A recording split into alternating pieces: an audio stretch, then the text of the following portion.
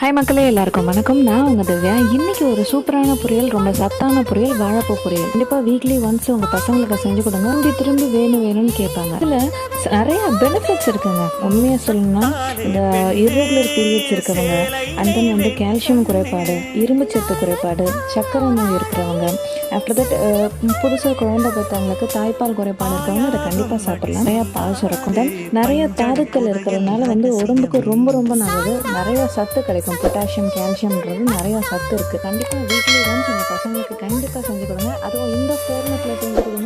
முட்டை பொடி மாஸ் மாதிரி இருக்கும். அது விரும்பி சாப்பிடுவாங்க. ஓகேங்களா? தேங்காய் வேணுன்றவங்க தேங்காய் போட்டுக்கோங்க, வேணான்றவங்க அவாய்ட் பண்ணிக்கோங்க.